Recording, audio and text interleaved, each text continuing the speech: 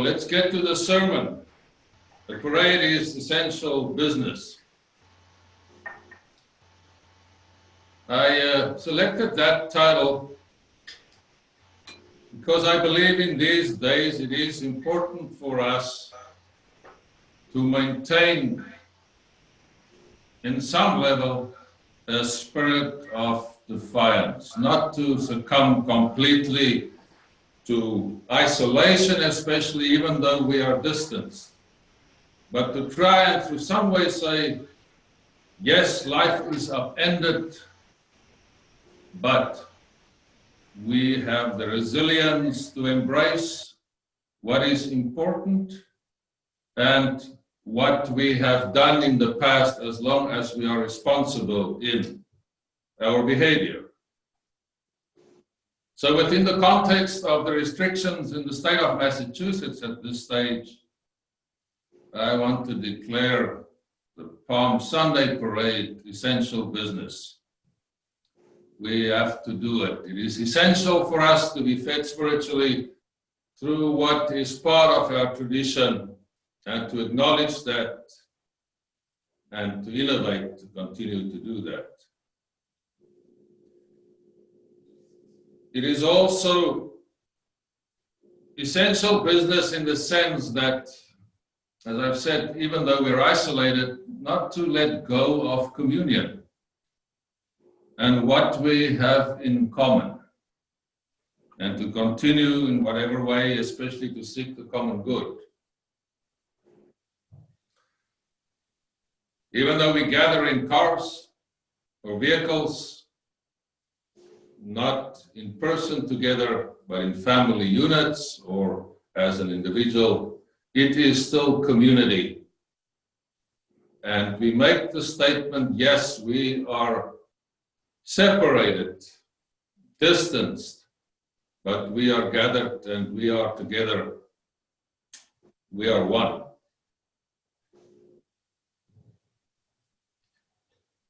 On Friday, Krista and I went to do our grocery shopping. She did most of it. And I offered to go to one store where there was a special that we would love to get access to.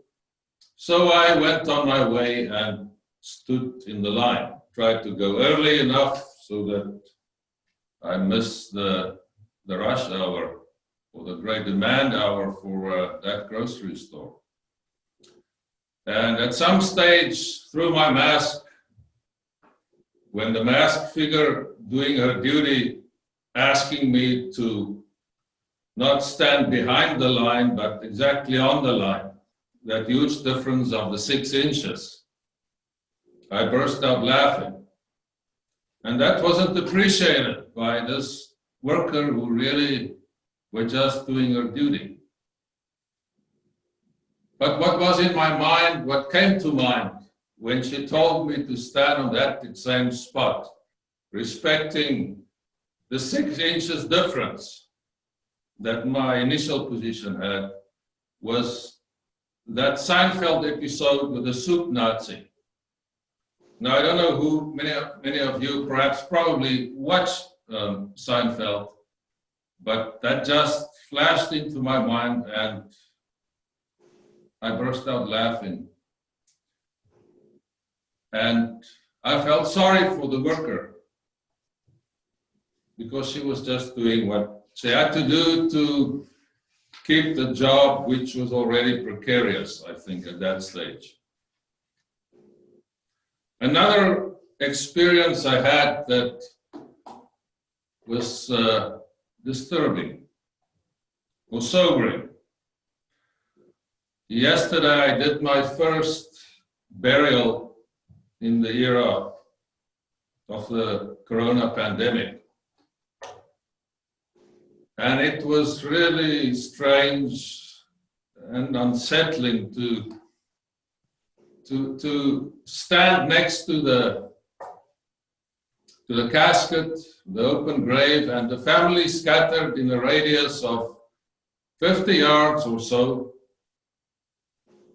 and talking in the wind that was blowing, trying to make myself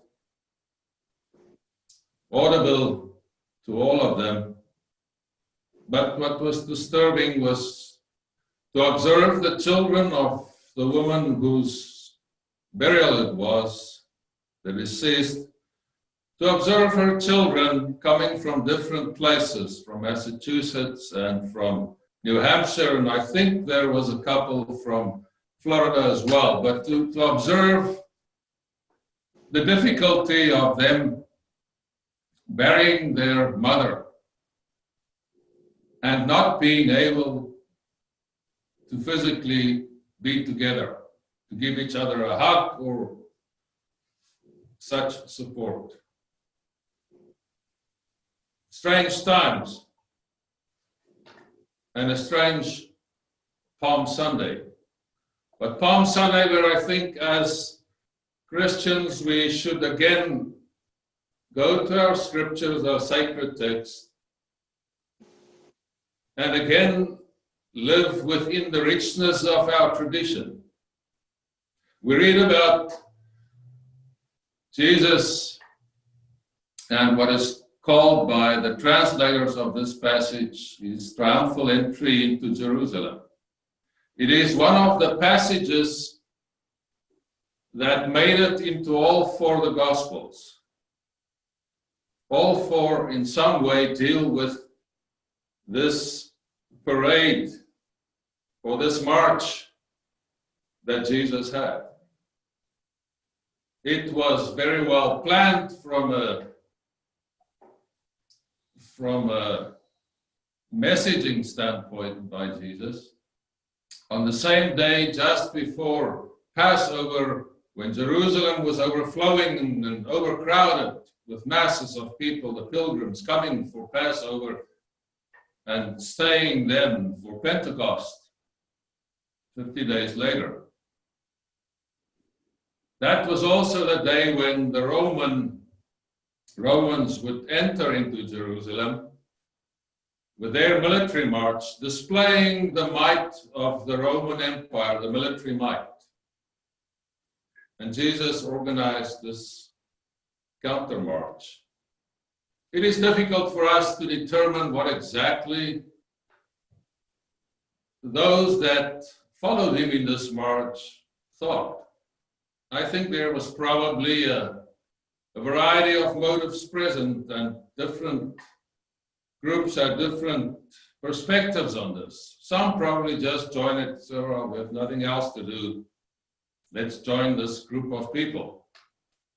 Others were serious in their intent, as some of the Gospels testify that they thought Jesus was the Messiah.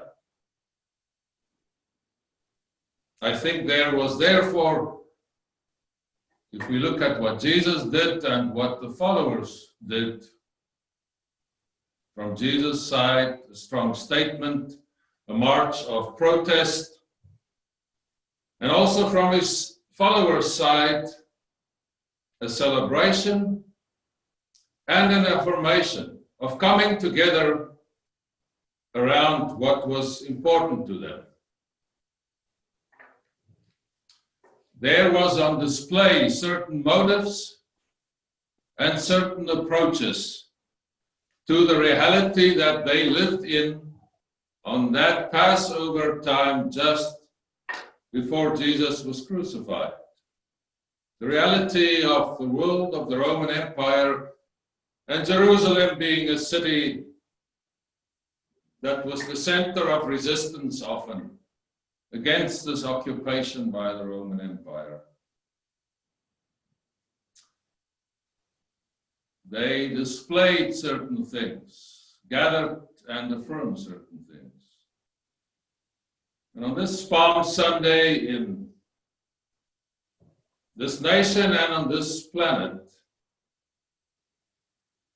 let us think about what is essential to display, to put on parade, and to embrace and to gather around. I want to plead for two things to start off with that we should not display. And the first is a dangerous disregard for the truth of science, what science reveals to us about the reality that we live in. We are experiencing in real time the cost of disregarding good science. For whatever reason, we are experiencing firsthand the cost in human life and the cost to the economy. If there was a general acceptance of the validity of good science, the cost could have been so much lower, the damage so much smaller. I also think it is appropriate for us to consider, while we're experiencing in real time the disregard of good science, let us also I also want to plead for us to not reject the good science around climate change. The cost of that is spread out and goes way into the future compared to the pandemic that we're facing now, and the cost that we're experiencing for that now. Let us remember, for climate change, we cannot develop herd immunity. Let us remember, for climate change, we cannot develop a vaccine. It will affect all of us. What then shall we gather around in a positive sense?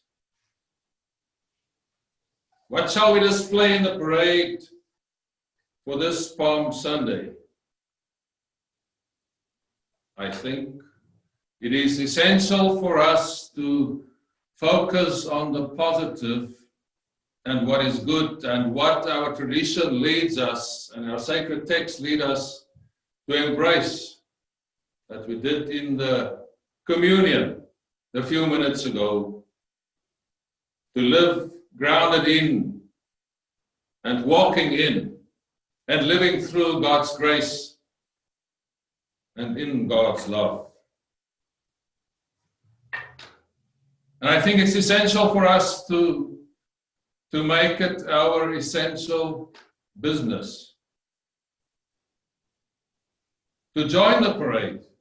Not necessarily the parade from the parking lot, but the parade in the march that Jesus led so long ago, so that it may be known, when history about this pandemic is written, that it may be known and that it can be our legacy when this period is analyzed, when it is discussed,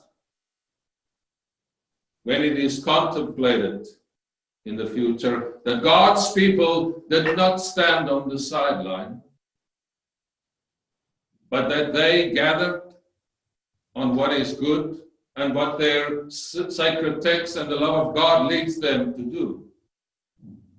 That they were leaders in this parade, that they displayed and put on display and gathered around what is good and what is the essential business of Christianity and also of our church.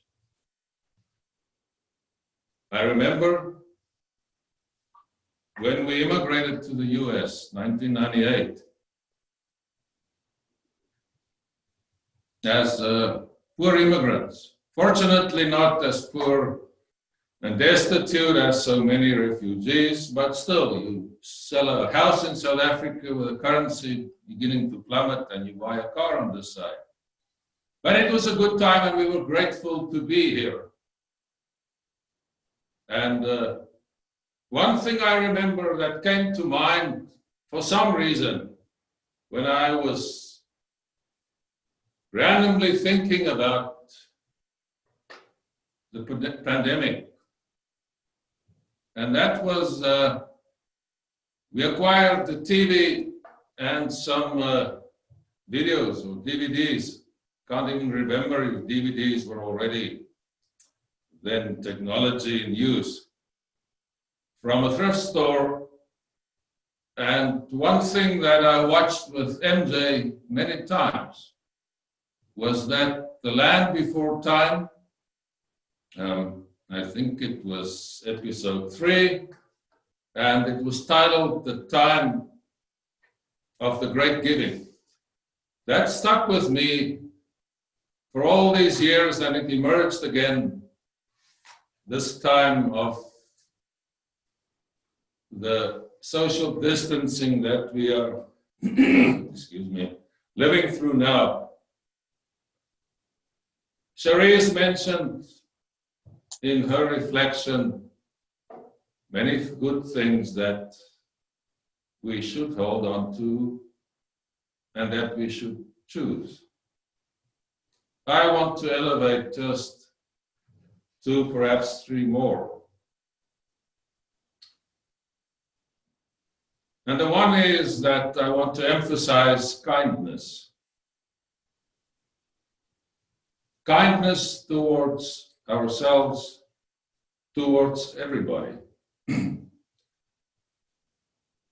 it came to me again when I was at that grocery store and I was laughing behind my mask about the soup Nazi.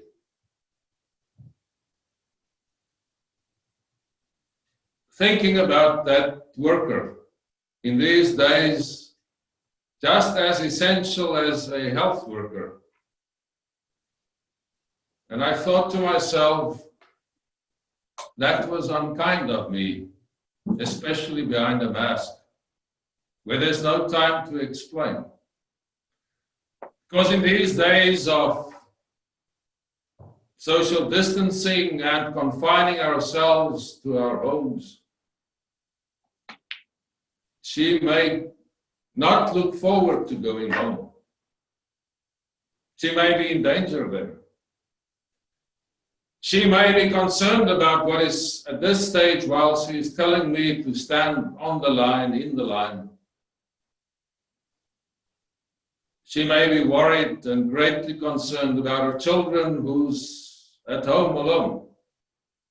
She may be concerned about getting ill without health insurance. She may be concerned about losing an already precarious job.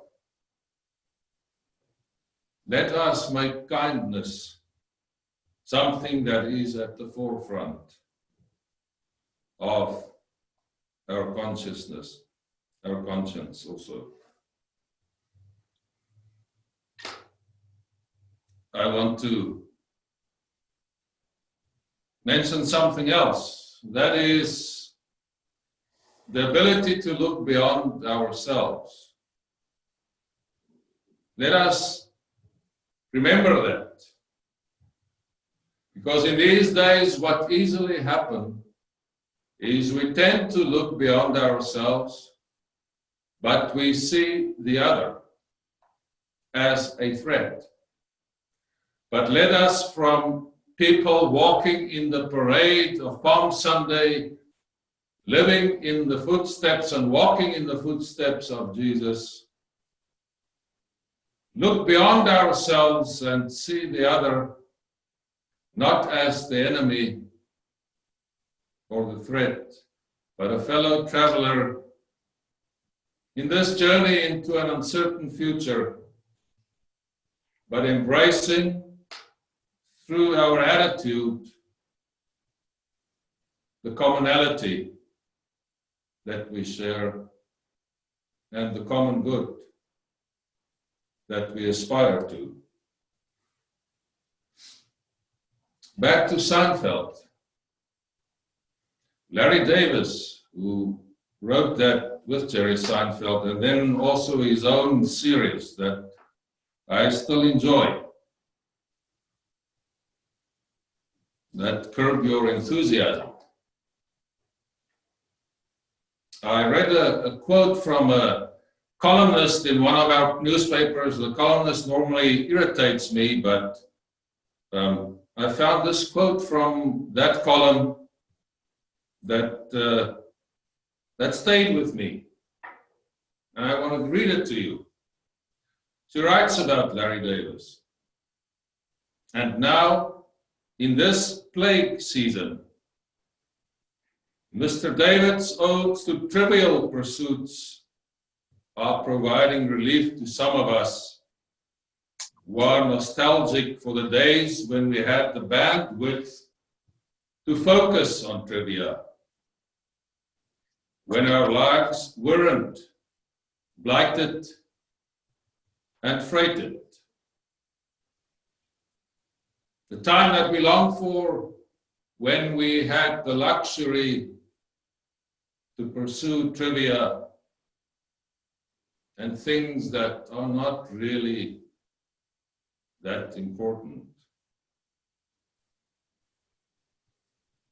I want to ask you, as the third thing that we should embrace and gather around, and that we should do in these days, and that is, in this process of looking beyond ourselves,